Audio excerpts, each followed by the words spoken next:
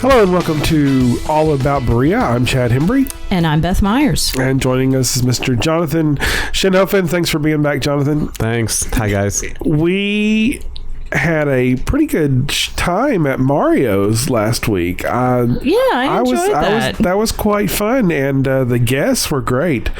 Oh, it was so much fun having Jimmy Lou and then Larry on. Yeah. And the fact is, where they grew up together, them telling stories on each other was pretty funny. Yeah. So, if you didn't hear the show... I ran into Larry, and he said he had a really good time, so it's good to hear that, too. You need to go back and listen to that one on the website if you haven't heard it. Beth had to get in the act and tell stories on me, but... I do that every week. What's it, like that's any different. Misery Loves Company? Is that where that falls? Or is that... No. Misery Loves Marriage. All right, anyway, we'll get on. It looks like you've got a full list there, so we're going to go to we'll 4 do that. things you should know. You want to go ahead and tell our listeners what guests we're going to have on later before I do it, or? Yes. Actually, we're doing this show a little backwards, so we can even say that because we pre-recorded 2 interviews, and one of those is Suna Fredrickson, who is going to talk about the Celtic Festival that's coming up this weekend, and we're actually going to play that interview early, and then it'll be included in the regular show on Friday because we're trying to catch it in a timely manner for some stuff he wanted to share. And then, of course, the one that I found very fascinating was getting Adam Coleman in here, the coach of the Berea Pirates. He was very fascinating. Yeah, he was very knowledgeable on and I was very impressed. That was a great interview. Yeah. So, all right, we'll get on with 4 things you should know. Thank you, Chad. The Berea Municipal Utilities received the Outstanding Water Treatment Plan Operations Award recently for a medium-sized plant from the American Waterworks Association. Quite an accomplishment after the work put into getting the new water treatment plant up and going a few years ago. However, personnel at the utilities company know they have a rough road ahead of them when it comes to their water source. As many Bereans know, our city does face a situation where we don't have enough raw water, and there's a problem with the Owsley Fork Reservoir and the dam, for those of you following the issue. Because of the people living right next to the Owsley Fork Dam, it has been designated as high hazard. If there were just 1 or 2 homes around, the utilities company, which would be Berea Utilities, might try to purchase, but with over 20 families, that plan would be unrealistic. As far as increasing the amount of raw water available to the city of Berea, with the current reservoir system, Berea has approximately 1 billion gallons of water. The city needs around 30% more to get through one of the worst droughts that they have suffered in the past years. They have received a $488,000 planning grant that I mentioned last week from the NRCS, but this has been awarded strictly for the high hazard status of the dam, not because of water shortage. So the trick for our Utilities Director, Ed Fortner, is to discuss with them and see if they can do a plan for the dam that will increase the water supply through raising the level of the pool and also to solve the high hazard problem as well. The other 2 options for increasing the amount of raw water, besides reconstructing the dam, are constructing Upper Owsley Fork Reservoir. That's been on the table for a while. Of course, that's going to run into about $10 million or more dollar figure for that. There's also been the new idea of setting up indirect potable use of wastewater or effluent water. Now, the difficulty with that one, though, it's much more affordable, $2 to $3 million to do it. But as Ed Fortner says, the Division of Water says, the problem with using indirect potable water is the ick factor. So we'll have to see how that gets handled in years to come. Well, Chester Powell said he was going to start selling bottled water. Yeah, as if we don't have enough that's not bottled water already in stores. Number 2, there's going to be a public reading Friday night from plays in the new book edited by Shan Ayers, the professor of theater at Berea College.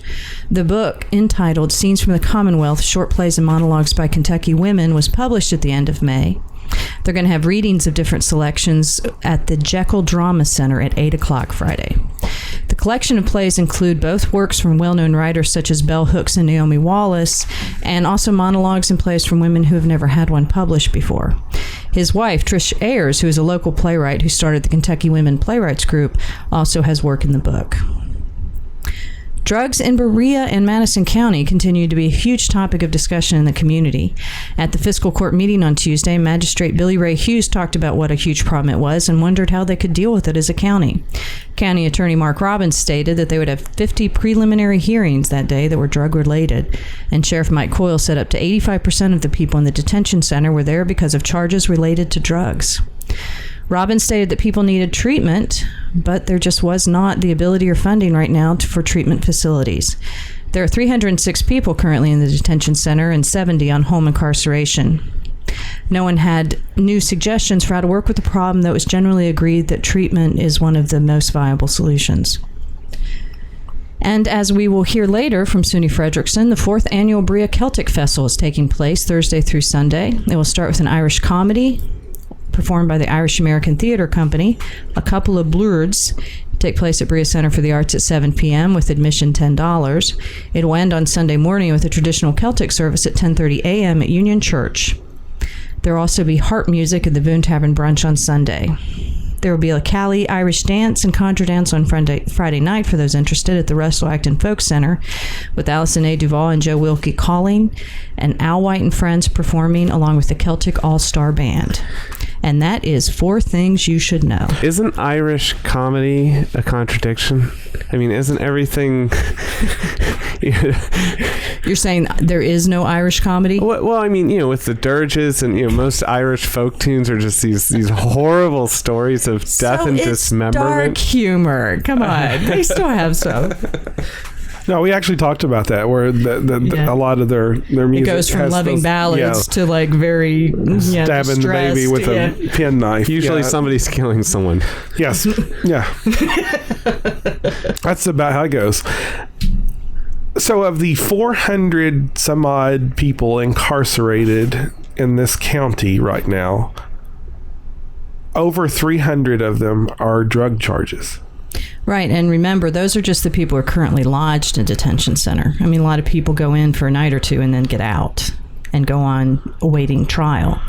So that's just, it's a detention. They're detained until they get sent to, wherever it is they're going to be in prison. But yeah, I mean, when you add up and I've recognized this from doing the detention center list, the jail list. I mean, it's possession charges, it's trafficking charges, but then it's robbery charges and theft charges that in a large percentage of cases go back to trying to get the money for the drugs.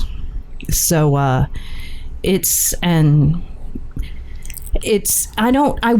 wouldn't know how much work. I mean, when you talk to people in law enforcement, you don't necessarily get this statement like, oh, it's so much worse now, because, it's always been pretty bad. So I think part of it is just that, there's more and more thought to, okay, it's clear that incarceration isn't doing anything. We've got to really start going on the treatment end. But then what you're getting into is like, is there the will, resources, because it's obviously much cheaper to put somebody into a rehab than to prison them. But there's the upfront cost, which people aren't very patient with. Like, okay, you've got to spend the money now, but over time, this is going to save money, but people don't want to wait. Yeah, rehab for 30 days or jail for a year or more. But as I understand it, in California, the judge has ordered California to bring down its prison population, and their only choice is to release prisoners. And by and large, these are also drug offenses.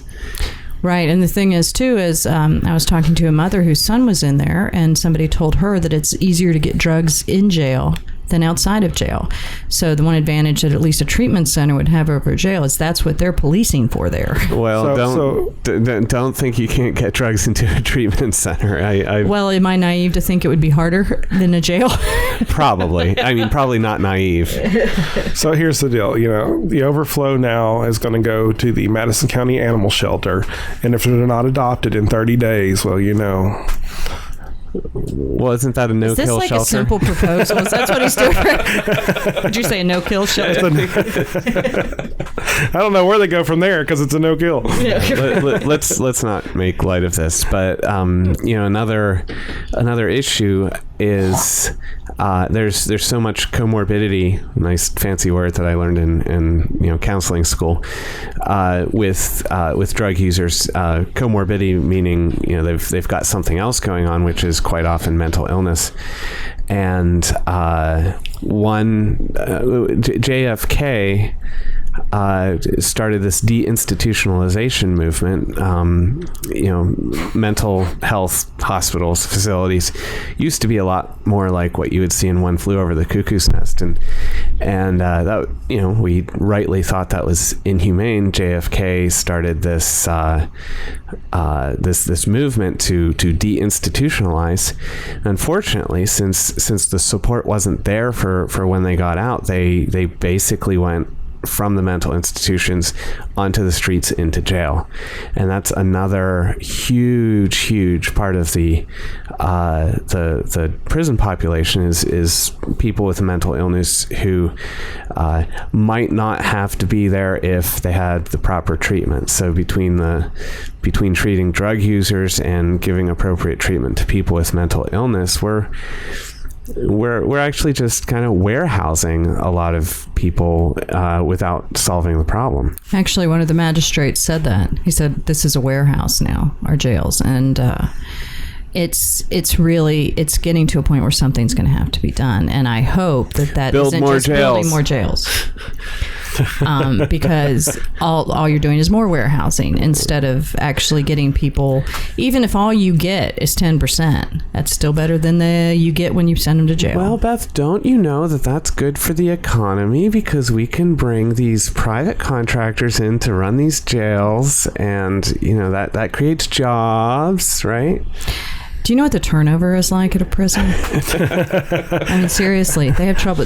He's only had one person actually retire at the Madison County Detention Center. Yeah. It's not a happy place to work. This is not a place to work. Well, this is not good jobs being That created. was sarcasm, by the way, for our listeners who didn't pick up on that. Yes, well, I we're going did. to take a quick break, and when we come back, we're going to be in here with Suna Fredrickson, who we recorded a little bit earlier this afternoon. It was a good interview. It's all about the Celtic Festival coming up here in Berea, so stay tuned, and we'll have that right after these messages.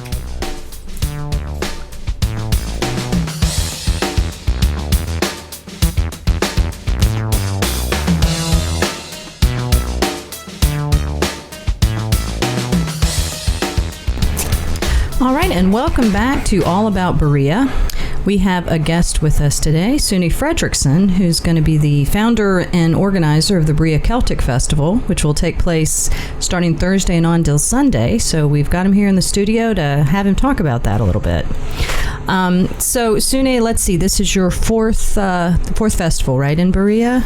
Well, this is the fourth Celtic Festival. We had 4 international festivals before that, so you can say that the Celtic Festival is a spin-off of the international festival. So Yeah, okay. I didn't quite realize that. It makes sense though, because you probably have some of the same Exactly. musicians from both. Yeah. Okay. So, what are some of the highlights of the events that are going to be happening the next couple days? Well, tomorrow evening, Thursday, we will have the Irish American Theatre Company coming down from Cincinnati to do an Irish comedy at Berea Center for the Arts. It's a one-act play, and we hope that people will show up for it. It's called Blue Guards, and it's supposed to be extremely funny. And we had the theater group coming down 2 years ago. It was more a serious play called Blood about the Easter Rising in Dublin in 1917. But so this is another ball game. Right, but it's the same acting company, It's right? the same actors too. They're yeah. pretty good, right? Yeah, I mean, they're fantastic. yeah. I have a big following up in the Covington area in Cincinnati, Columbus too. So, did you have connections with the acting company before the festival started? Okay. Yeah, they actually contacted me. It's an Irish lady called Maureen Kennedy. And also one of the actors, Mick McEverly. He is a fantastic singer, and he will be a part of the festival as a singer. Okay, so he's going to stay on past Thursday. That's right. And Okay. what is more important, he married last year Mai Hernan from County Sligo in Ireland. And she is absolutely a fabulous singer, and she will be a part of the program too, and she'll do a workshop Saturday afternoon at Berea Centre for the Arts, but also she will be a part of the what we call the Celtic concert Saturday night. Okay. So, Suni, when we think of Celtic music, and this may not have a easy answer, but what kind of flavors does that type of music have? Like anything that makes it what it is? Yeah, what makes it what it is? I think it has something to do with the string instruments, especially. Fiddle, banjo, guitars, mainly, and bass. They are the main instruments.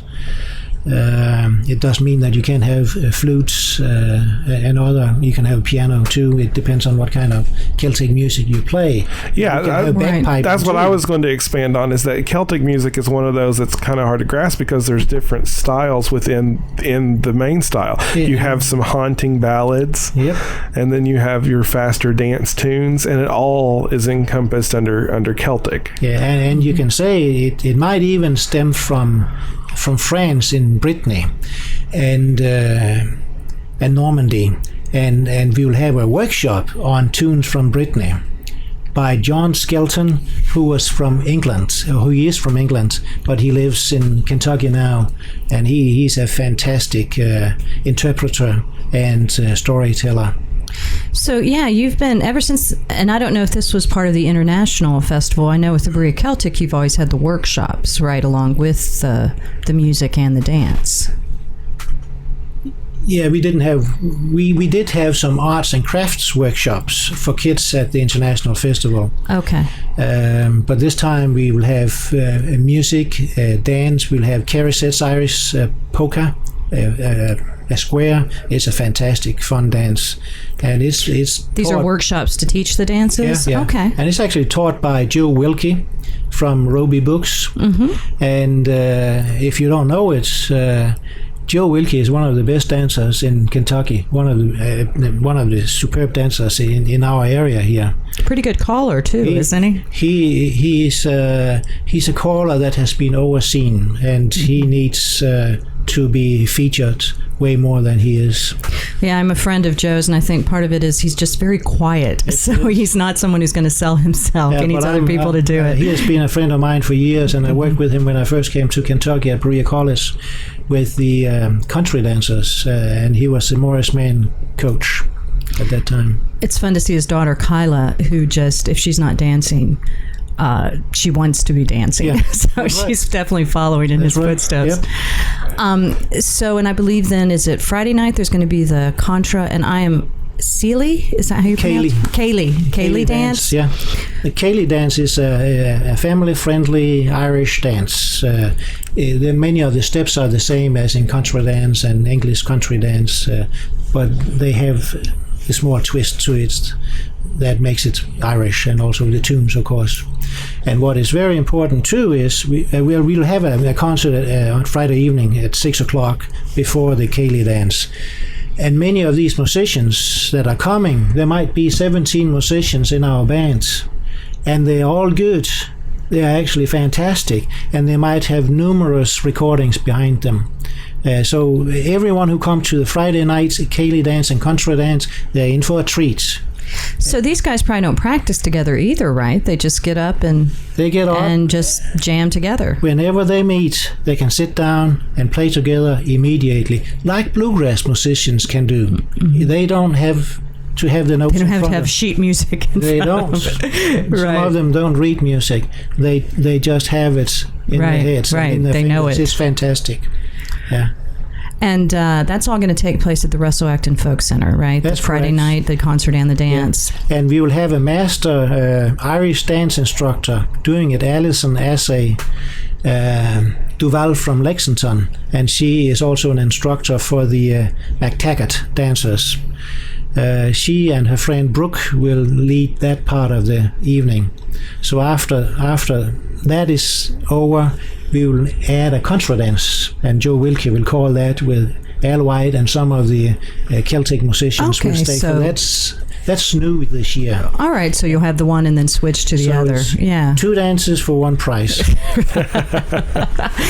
And as far as people who might be interested in the workshop, Suni, is this something they need to register beforehand? Is this something they can just show up on that day if they look at the schedule? Yeah, they can look at the schedule, and they need to go to the website to look at the schedule, and it's www.berea-.com, and there will be a detailed program on that site, and they can show up at the door. Okay. Hopefully we will have space for them. We will have some workshops downstairs at Berea Center for the Arts, and some at what we call the auditorium now, the old balcony of the movie theater that can seat up to 50 people, and about 12 people downstairs. And this year they're pretty much all taking place at the Berea Center for the Arts, right? They will all take place there. Okay. We had to spread out a little bit the previous years. It was not good from a logistic point of view. And one other thing I wanted to mention, and I'll let Chad jump in here because he's much more the musician than I am, so he's going to know better questions, is I think the library in Berea, and then also Union Church are usual partners with you, because I know they're having, I think it's on Thursday afternoon at 4, the Secret of Ronan-ish. Yeah. If I'm pronouncing that correctly. Yeah. And I think they're going to have one other documentary kind of in honor of the Celtic Festival. Yeah. And then Union Church will have their regular Celtic service on Sunday, That's right? correct. And I believe that with a harpist will be playing as well. That's correct. So yeah, those are 2 other community groups that kind of it's have their amazing. usual plans for that weekend. And actually, Madison County Public Libraries are partnering with us for the theater play tomorrow night too. Oh, excellent. And they do the 2 films. So I owe Athena Gentry, who's the adult programmer, a big thank you, and also Pat Acevedo, who is the children's programmer at the local library. And Sunday morning, 10:30, there will be a Celtic concert, as you said, at Union Church.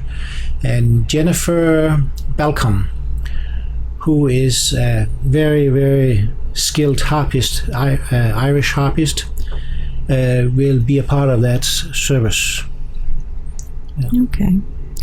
So, Chad, is there anything you wanted to chime in here you've with? done a great job covering all your bases here. But once again, can you reiterate what you have for children to do that someone might want to bring their children to this weekend? Well, everything is for children. That's a good part of it. I can't say that we are having typical children's songs, but maybe someone will play the unicorn. But as you said before, Chad, Celtic music and songs, they are so diverse. You know, you have these Scottish romantic ballads that you can melt, and then you have these gruesome Irish songs too, where they kill, you know, and there was an old lady in the wood, and she stuck the penknife in the baby's neck, you know, and you know, and it's just from one pole to the other pole, you know, and I think the lyrics are so deep because they have so many things to think about. You know, they have been suppressed by the English for so many years. So the poetry in Irish and Scottish music is just up there where it belongs. Yes, and the themes are what sneak over into our Appalachian music. You know, I was about to say, this is the root of much of what is Kentucky bluegrass, Kentucky folk, Kentucky old time, they call it, right? I mean, that's who came over here. Mountain gospel, maybe. Yeah. These go back before Appalachia. The people first came to Appalachia. With so you said as many as 17 musicians, but how many different bands are coming? They are not in bands, so to speak. They come as individuals, apart from Corner House from Columbia, South Carolina. But they will come from different constellations. And there's a wonderful married couple from Rochester, Stephanie and Tim Benson, She is an outstanding fiddle player, and he plays fiddle too, but he plays the Irish pipes. And he will do a workshop on Irish pipes. Well, once again, And Liam's Fancy, I should say. Liam's Fancy from Lexington. Now, they help you out with the festival every year as well, right? They They're are kind of co-directors. co-directors, yeah. And co-founders. Yeah. Yeah. And always on the agenda. Always. Always on the schedule. Yeah. Oh, and the other thing I forgot to point out, which I think is kind of cool and very Appalach too in nature, is that on the Main Street patio, basically, and is this both Friday and Saturday, Sune, that there will be kind of like just jam sessions from 11 in the morning till 8 at night, where musicians just kind of informally come together and play? Friday evening, we'll have a concert with Liam's Fancy and Friends at 6 o'clock.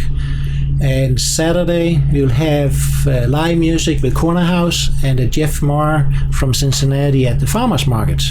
Okay. And at 11 o'clock till about 7 o'clock, we'll have 8 hours of straight music going on. So these musicians, they will take turns. They will host 1 hour, and then other musicians will jump in. So there will be 8 hours of continuous live music on the Main Street Cafe patio and the Arts Council patio. And I suppose if there's any Brian with a guitar who wants to come down and join in, that would be okay too, right? It would be good, but they should be good. Yes, exactly. You don't want to bring down the quality. These Absolutely. musicians are really good. Yeah. And if you're not good, come and listen anyway, because you can learn a lot.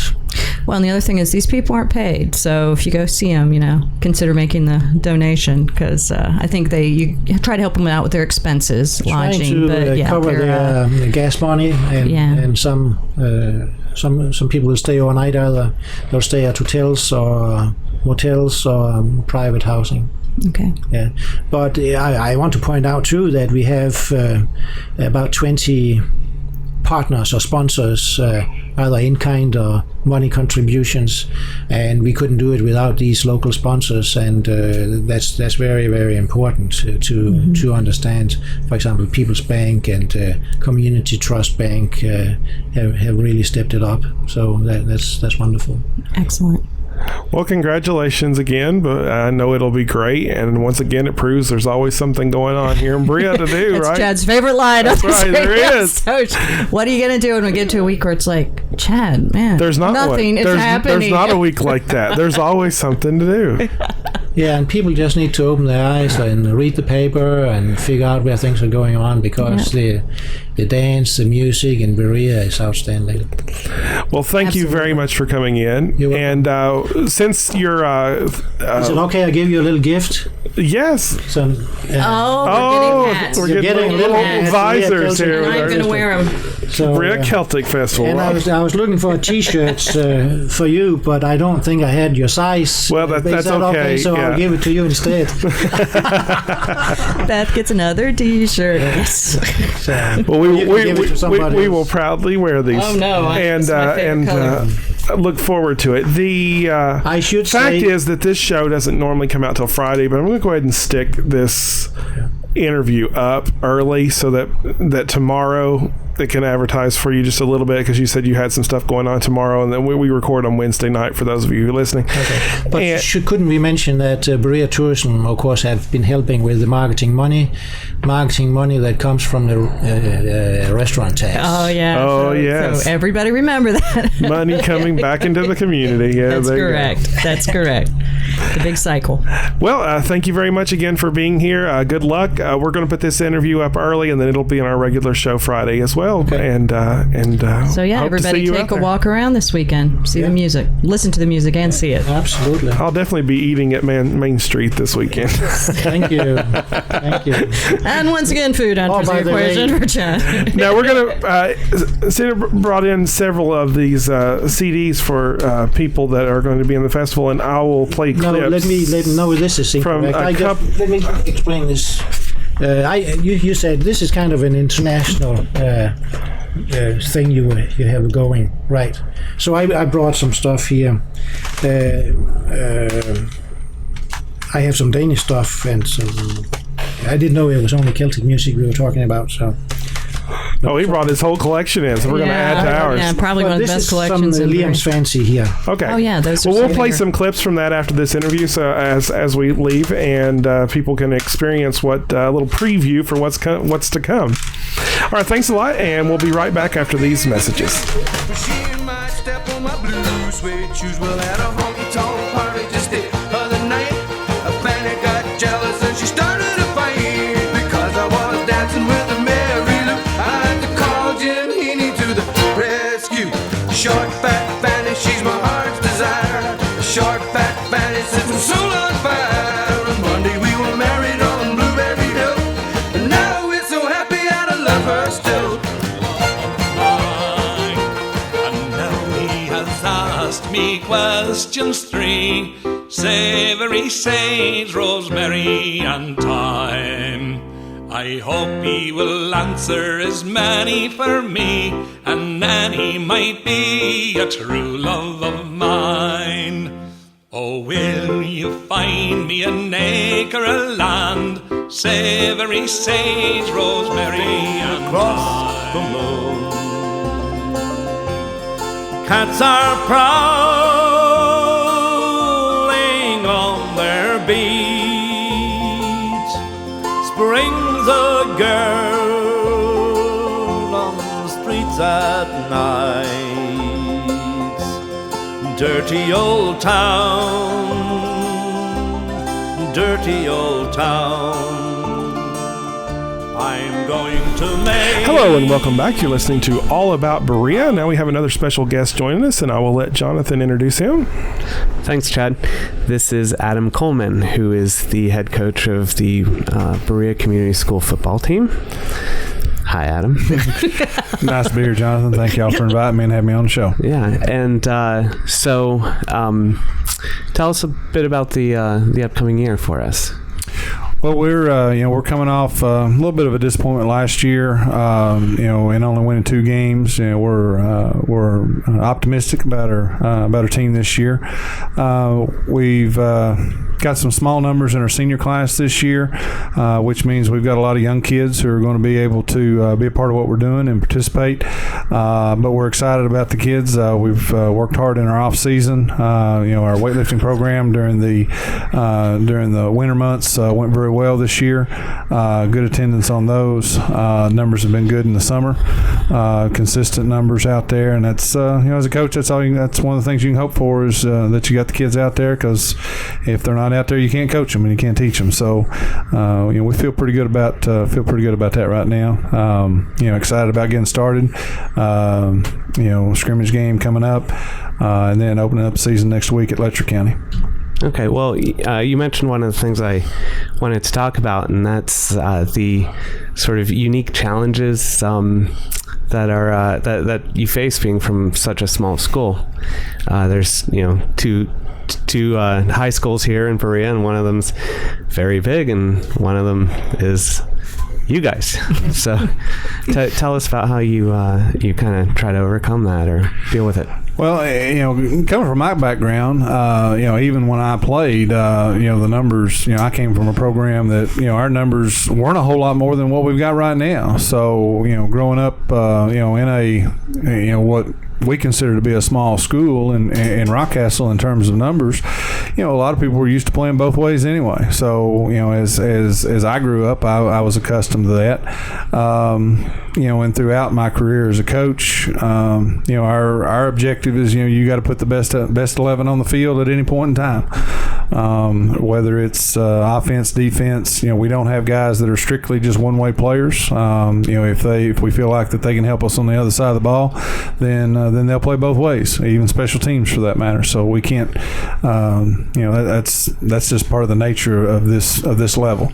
But it's not uncommon just to us. As looking at our district, for instance, Williamsburg, Campbellsville, and Lynn Camp, really none of those schools are going to come come out with 70 kids just because they don't have that many kids in the school either. And that's the nice thing about the class system for Kentucky high schools is that, it allows those teams, I think, numbers wise, the numbers game isn't necessarily going to be what comes up. So it levels the playing field a great deal for that.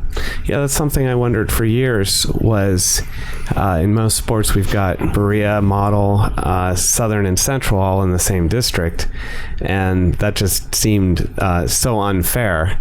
But in football, not only would it be unfair, it would be downright dangerous. Well, and it could be, and the nice thing in terms of scheduling, I mean we schedule our own games, so we can be selective as to who we're going to play, and the district factor with that, with all the schools being the same size, again that levels the playing field. So you can't go out and we're not going to go out and schedule 6A schools on a weekly basis by any stretch of the imagination. But because of just because of the sheer numbers factor. But we feel like we can put 11 kids on the field at any point in time that can be competitive with most anybody, and that's our goal. So that's why they have a 1A champion, a 2A champion, 3A champion, and so on, is to keep that. And of course, in other sports like basketball and baseball, 1A schools have gotten the benefit here in the last 15 or so years of a 1A tournament and a 1A classic. So I think that's brought some excitement to those schools and even some revenue to those smaller schools that they might have been missing out on otherwise, and just being in those districts where they were just outmatched or outnumbered. Right. Well, speaking of revenue, how does such a small school support the program? Well, our district is of course, when you've got smaller numbers, you got less bills, and a lot of things like that. So we're not having to outfit 75 kids. It's nothing that no one would know that football is one of the more expensive sports to field, because of the equipment factors, and we make sure that our kids are in the best that's out there, but we don't have to buy 70 pairs. We can get by with 30 or 40 sets of everything, and we do a good job of maintaining that, reconditioning those, and taking care of our equipment, and there's a physical responsibility, on my part for that, and I come up under a system and under some coaches who felt strongly about that, not to squander things and not just to spend just for the sake of spending. You take care of your kids, you make sure that they're equipped, in the best possible, but we don't need 4 pairs of game cleats and those types of things. So. Right. Well, one of the developments in the last couple of years has been that beautiful field that nobody's allowed to play on anymore. I mean, I look at that thing and I have to keep my kids. Our kids do. not when I'm with them. Sorry, that's when Dad's not around. Yeah, but you've got this gorgeous field now, and. That was one of the things when I took the job. Of course, the superintendent, at that time, Mr. Conkin was still there, and with Mr. Hogg, and now they were both and still are very much. Do you have what you need? Do you what do you need? And that was one of the first things that I talked about. When I took the job was what money we're going to spend. We're going to spend on what's first going to affect the kids. We don't need a new scoreboard right now. The score is going to be there. But we want to make sure that we've got a good surface to play on, that it's safe, that it's in good condition and going to stay that way. That's where we want to focus our attention on first, are those types of things. Well, correcting the drainage helped a lot, right? And that drains really well now. Oh, absolutely, yeah. And that was part of the project. Was to put drain tiles in on the field. They brought in about 4, 5, 6 inches of topsoil, sowed it in Bermuda grass. Last year it was still pretty thin. We were able to add the sand onto it this year, which that Bermuda thrives in that. And here, and even the wet, it does very well. And I just walked on the field, just the other day, and it doesn't look anything like it did this time last year. We're really pleased with the progress, and like I said, Mr. Hogg has been real supportive of that. Matt Woods has done a lot of work with us. He's one of our maintenance overseers there at the school. school, and he's always been in contact with me about what we're doing and what needs to be done, and we're just trying to stay off of it right now to give it its time, and it'll get to the point where it'll be able to field whatever we need. Well, and is this going to be football only? Is soccer now? Well, now the soccer is playing over at the expansion park, right? Because that's partly was the good thing about doing that. Is that now this is pretty much a football field. And that's because I know that was always a problem. You get soccer in there, they dig up. I mean, right. It's just Right. It's so hard to have a field go both ways. Right. And as far as I'm concerned, this is money well spent, because when you have a poor surface, you have more injuries. Oh, absolutely. I mean, that's and again, that's our first and foremost is our primary interest is the safety of the kids, in whatever we do. And that's as a coach, there are things that some things you can't avoid. I mean, some things are going to happen. That's why they call them accidents. But there are things that you can keep from happening with teaching proper technique, understanding, and teaching the kids the proper way to play, to make sure that they're equipped in safe equipment, which we are, and playing in facilities that are designed for those sports, and not just hanging on the side of the road somewhere playing in a rock pile. Well, recently, Jonathan had brought up a couple of different articles that he'd shared with us over increase in head trauma, and some really big names out there kind of going down on local football, letting your kids play. But from the coach's point of view, I want to give you a good rebuttal to that. Well, and as I said, that's the big thing. Most what I see as injuries, a lot of injuries can be prevented with proper technique. Again, proper equipment, learning, tackling the proper way, hitting the proper way, and teaching those kids and showing them the improper way is to do those things, and that's, in my first contact practices, that's a point of emphasis that I make, is that, you don't hit with your head first, you don't put your head down, when you're going to tackle someone, and we have to reinforce that constantly, in practices. So, the kids know that. In recent years, have there been things that that have come up, in those types of situations? Yeah, I mean, there have. I mean, that's a risk of any sport. Yeah. What I was really getting around to is that you have to convince me. I love the sport. I love it too. It's mom out there that you have to convince. Right. Well, and I understand that. Well, and I was going to say too, though, this is my opinion as I've been reading it, because I think even no matter how safe you are, there can be this kind of, and it's really a lot of it seems to be like line players kind of over and over and over, the ones who play for a long time. And one thing I'd want to ask you, Coach, do you think there's going to be changes in the sport within like the next couple decades because of some of the stuff coming out, or do you have any opinion on that? Even looking at the NFL and how many rule changes that have been made in the recent years that have taken away the defenseless players and those opportunities for what we considered in the old day, a knockout shot. Those plays have been have been eliminated from those sports because of that. Just over this off season, they made some rules about leading with the head on any player that has no opportunity to defend. Mm-hmm. Not just doesn't really matter where it hits them. It's you can't put your head down anymore. Yeah. Well, and even a new rule in high school this year. Last year, if your helmet comes off, you had to leave the game. And you had to sit out at least to play. For safety reasons and to get the headgear back on. Now they've even gone so far as to penalize a player if his headgear comes off and he continues to into the play and tries to make a tackle or tries to do something else. Tries to get back into the game. Tries to get back into the game. Well, and this is on the high school level. Yeah, this is at the high school level. So even if it's like the ball carrier, the play is over at that point? Well, and now I'm not. Now that's a good question as to how that's going to be interpreted. But I do know, for instance, if a kid is blocking and his helmet comes off and he disengages from that block to go hit someone else, he can be flagged for a personal foul for that. Well, I would agree that what you talked about, it just said that's the least likely situation that the ball carrier is the one whose helmet's coming off it, unless it's right at the line. Of course, as soon as you say it's least likely, it's going to be the first one to happen, right? So, what is Murphy's Law or whatever. Well, so you had mentioned to me at one point the kind of people you have on the sideline during the games. Can you tell us about that? Yeah, we actually, we have a license at Berea. We actually have a licensed physician, Dr. Paul Hester, who's one of the assistants.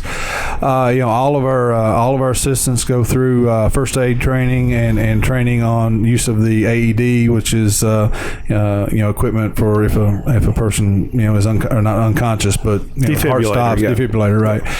We have to go through that training every year through first aid training. We have to there's a sports medical symposium on the KHSA website, and obviously concussions have been a point of emphasis on those in the last few years. So the information is out there for coaches, and I make sure that my coaches do that. We're not going to put a player back on the field, who we suspect of that. We also have UK Sports Medicine, which covers all our ball games in some way, shape, or form.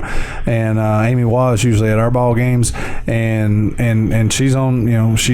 Here's the system. Here's what happens. Here's the protocol when this happens, and the protocol is there for a reason, to protect kids, and it also it's a protection for everybody. It keeps the kids safe. It keeps any unnecessary things from happening. That repetitiveness, like you're talking about. Getting your bell rung is an old phrase that we used to use, but we now realize through detection, through research, that those are serious. Those are serious issues. And you look at any sport. I mean, NASCAR. The same way. Even professional football. I was even reading an article the other day where professional baseball players, they're trying to think about and girls softball with masks for the pitchers and those types of things. I mean, we're coming a long way with all this, and it's great that the awareness is there, because what the awareness creates is people out there who want to make sure that the best equipment is out there. What can we do to make changes to this? Baseball making the coaches out on third and first base and wear helmets now. Unfortunately for a lot of those, it's a result of something that's happened. But I think with our sport, I think research is trying to stay ahead as far as we can. Again, no injury is going to be 100% preventable. Right. But I think we're doing a good job. I think we're doing a lot of good things to reassure people that there is safety in being able to participate and play. Yeah. And aside from safety, and in your words, Coach, what do you feel like your players get out of playing football, an organized sport? What does it do for their lives? Any organized sport, being a part of something, and being committed to something. I'm an educator first. I mean, I'm a school teacher. I came into this business not for the purpose of just to be a coach, but I'm a teacher. I teach 5 classes a day at the high school. You weren't just giving a class because you were a coach. Right. I mean, that's what I grew up with. I teach AP US history. I teach I teach 2 other US history classes, honors government classes, and it's the kids know that. I mean, and it's really a good thing, and in terms of the coach, because they understand the importance of that. But as far as what I remember are being a part of something and being committed to something, and having that goal that to win a game, or to score a touchdown, or to do whatever, and that working together. And that's something that we've been working on with our kids, is that cohesiveness. And one of the questions that I ask my kids a lot of times is, all right, something bad's just happened. How are we going to deal with adversity? I don't think we do enough. I don't think that kids are taught enough when things get bad. It's easy to quit. Well, I think I learned a whole lot more going 1-13 in my baseball team than I did winning the championship the next year. So. Absolutely. Because, like I said, I mean, you got to learn how to lose. Yeah, that's one of the most important things about sports. You have to learn how to lose and what you do after that. And what you do after that, and are you just going to accept that, or what are you going to do to pick up after that? And that's what we want kids to know for life. Because when things get tough, what are you going to do? You're just going to, hold up, sit at home, and just let it all roll down on top of you, or are you going to get out? Are you going to do what needs to be done to get things fixed? And gonna cry. I wasn't going to say anything, but it was getting a little embarrassing to see Chad over here tearing and up. believe you me, I've had those moments too. That's I try to go, I try to go by myself when I do that. I don't. Well, you're want looking the kids at to see weren't you a that. lineman? You played football, didn't you, Chad? Yes, I was a nose guard. Nose guard, yeah, that's what I thought. So you're looking at one of those in the trenches here, Yeah. ex-football players. For some reason lately, I've been having dreams about my little league, and especially my little league coach. And I don't know what that means. I feel like I want to look him up and tell him all that what he did, help me out later. Oh, great. Now Jonathan's tearing up. Yeah. It's getting terrible. At the risk of making some big heads out there, are there any players to watch you want to tell our viewers about, our listeners? We're viewing each other here. Our listeners about, and also about your home opener. Okay. Well, we have, we've got 3 returning seniors this year, Chris and Robbie Watkins and CJ Isaacs, who've been a part of the program all the way through. They were here my first year as a volunteer and have really worked hard, in the weight room and made themselves better. Up front we've got Sam Shearer, and Joey Reister, who are 2 of our, I'll mention mainly the returners. They're returning linemen for us last year, and they did a good job coming in last year, sophomores, and they've gotten a lot stronger in the weight room as well. DeAndre Tate, is sophomore. He played quarterback for us last year, and we've converted him to a wide out and looking at him to step it up on defense as well. Kevin Reed looks like he's going to be stepping in our quarterback position this year. So this will be his first year in that starting role, but he's been a backup for the first couple of years. So we've got numbers are pretty good in our lower classes. I said we've got about 25 or 26 on the roster, but when you only got 3 or 4 in the senior class, that means you've got 7 or 8 in the classes below. So that's a good start. So in terms of building a program, we've got a number of 8th graders looks like that'll be coming up next year. So we'll be able to build those numbers up a little bit, and and numbers is it's a big part of the game, but it's not the only part. You still got to have the quality, and we've got some really good kids that have worked really hard, that are good athletes. We're not going to be the fastest team, we're not going to be the strongest team, but I think we've learned some things in the last couple of years about working together as a team. We go down to Letcher County and open up in a bowl game next week, and then our home opener will be against Nicholas County, which is a team that we've played traditionally for a number of years. Then that'll be on August 23rd? August the 30th. 30th. We that'll actually be the go, home opener yeah, here. that'll be our home opener on the 30th. And then after that, we go back to Bethlehem, which is in Bardstown. It's a small school there. And then come back home again for Bracken County, and then away, and then back home again with Ludlow, which would be the last week of September, right before fall break, before we get into our district schedule. So, and 2 of our 3 district games this year will be at home. So Great. that's usually So you all That's come fun out for the now. home crowd. Yeah, Yeah. absolutely. Yeah, Absolutely. and hopefully we're doing well at that point in time of the season. And I'm anxious about it. I mean, it's a challenge at a small school, but when those things are a challenge, when you achieve those things, it's that much more of a victory for you, and a feeling of yourself. I mean, this has nothing to do with me. I mean, yeah, I get enjoyment out of what the kids are able to do.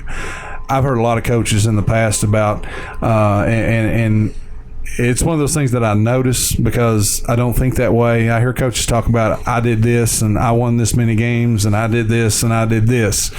You're like, no, I you didn't. I didn't make any of those tackles. I didn't make any of those catches. Yeah. So again, I guess that's part of my philosophy as a coach, is that it has nothing at all to do with Adam Coleman. I mean, I'm a part of it just like everybody else. I just may be making the final call on a lot of things, but that's the way things are with anything. So, but we're excited about the season. All right. Well, I know I'm going to be there, or try to anyway, on August 30th. Is that right? Mm-hmm. And okay. Well, thanks for coming out to talk to us. Okay. Yeah, we appreciate you bringing Coach Adam Coleman in here to us, Jonathan, and we'll definitely have you back later on after the season so you can talk about how it went. Okay, we appreciate y'all's time. And after appreciate you win the 1A championship. Oh, that'll be a party now. I'll be glad to come back. He's like, he'll be coming then, baby. He's gonna go everywhere then. Yeah, but I appreciate y'all and appreciate getting that, being able to for the listeners to hear some of the hear these discussions and such, and just appreciate the opportunity to come on. All right, thanks again, and we're going to take a quick break. We'll be right back after these messages.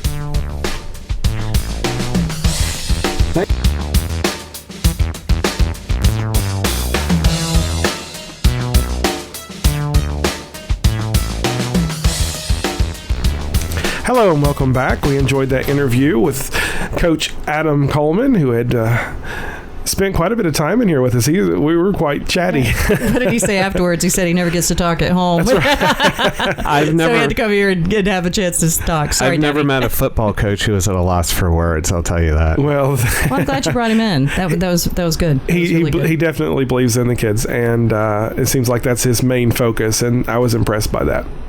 Well, we're going to have to wrap up this week's show. We appreciate you listening, and we're going to finish up here with our calendar. All right. This Friday, there is going to be the third Free Arts Alive concert, once again on Chestnut Street Square at 7 p.m. This is going to be a Baja Big Band 17-piece ensemble. These art concerts are sponsored by Parks and Rec and Tourism. So be sure to come out and listen to them. I know there's a few other things happening on Friday night, but the library, Madison County Library, also on Friday at 2 is going to be showing a documentary, James Joyce's Dublin, the Ulysses Tour. That is being shown in conjunction with the Berea Celtic Festival. It's not rated. It's 115 minutes, and that'll be at the theater there at the library. And then on Saturday, the Berea Country Club is going to host their first annual Legends Senior Tournament. Entry fee varies with age, going from 49 years of age to 90. So the older you are, the less you pay. Call the Pro Shop to find out the numbers, 986-7141, to sign up. On Sunday, there's going to be a special service for installation of Associate Pastor Reverend Rachel Stokes at Union Church. They're inviting the public to come. It's at 3:30. There's also going to be a tour of their newly renovated services, as well as a reception to follow. On August 22nd, the Madison County Public Library is going to be showing a free movie at 4 called Nature Australia. This is appropriate for all ages. And then on the next Friday, that will be our last Free Arts Alive concert at 7 p.m. Same location, Chestnut Street Square. That's going to be Bobby James, who's going to finish off the series for us. Make it to Bobby James if you get the opportunity. He always puts on a fantastic show. He always packs it down at the Spoonbread Festival as well. Yeah, when we get him there. Yeah, I'm sure we'll have probably the biggest crowd for him, I would imagine. That's great. Definitely support. He's a hometown boy that's went out to do quite a bit. He's recorded in Nashville. He's played down in the Keys. I always tease him when he comes back from Key West. I'm like, oh yeah, I'd hate to have to work so hard and live in a place like that, like you do. And of course, he just hits me with something and laughs. He does a great job. I actually featured him in our feature artist one time, and I enjoyed talking to him. So on that list, the other thing that stuck out to me was the Baja Men. Is that right? The concert this Friday. And that's in direct competition with what the festival's going on, and there was another music thing going on Friday. It may have been something we talked about here, but it's just a packed weekend for music. Well, and I think SUNY always does it. I guess it would turn out to be like the third weekend or, at the same time in August. And he partly tried to plan it so there's nothing else going on tourism. But the Free Arts Alive concert is always the 4 Fridays in August. So I guess there's really no way to avoid that. It is what it is. Clash, you have choice. Go out there, enjoy it. Sometimes I feel like we have an embarrassment of riches here in Berea. Yeah. I mean, it's not loud. And like some people talk about, you come in and you're like, there's not a lot of public places open at night and blah, blah, blah. It's like, well, no, there's a lot going on. It's just we don't have like businesses putting it on. It's just going on in various parts of the city. We rock. Well, Mitch told us they're all in houses doing home concerts. That's true. Just go knocking on people's houses. You will find something to do in Berea. If you hear music, if they it's don't okay. shoot you Just first. go on. No, somebody's going to get shot. Best to stay in town for that action, actually. Well, thanks again for listening. I appreciate it. This is All About Berea. We're sponsored in part by the Berea Citizen and BereaOnline.com. If you'd like to contact us, please look for us on the web or call us at the Berea Citizen office at 986-0959. And we'd love to hear from you. And if you have any ideas for the show or ideas for guests, we'd appreciate that as well. And check out the Citizen this week. There's actually an article about the radio show. Oh, yeah, the one we did live over at Mario's. So, yeah, thanks a lot for listening, and we'll be back next week with more Berea news. All About Berea is brought to you by Good Impressions Design. For screen printing, trophies, plaques, signs and more, check out Good Impressions' full line of services, and make a good impression with your business today. On the web at goodimpressionsdesign.com. By the Berea Citizen. Serving the community since 1899, this Berea icon continues to produce award-winning news stories and features. Pick up your copy today, or sign up for a weekly subscription by calling 859-986-0959. By BereaOnline.com. Constantly updated, this site is the most up-to-date place to find what's going on in Berea. Loaded with videos, shows, stories, articles and a full calendar of events, this site has been the place to go on the web for Bereans since 1995. The name says it all, it's Berea Online. The opinions expressed on All About Berea are not those of BereaOnline.com, the Berea Citizen, nor any other sponsor. All About Berea is a production of Tech Talk Studios and recorded weekly in Berea, Kentucky, in partnership with the Creative Tech Media Group and BereaOnline.com. All About Berea is co-produced by Rhonda McIntyre, co-produced and directed by Chad Hembry, and finally, our senior news editor is Beth Myers. If you would like to participate in All About Berea, or simply have a suggestion, we would love to hear from you. Just go to BereaOnline.com and click on All About Berea at the top of the page. For sponsorship opportunities, contact the Creative Tech Media Group at creativetechmedia.com or phone 859-626-6054. From all of us here at Tech Talk Studios, and on behalf of the cast and crew of All About Berea, thanks for listening.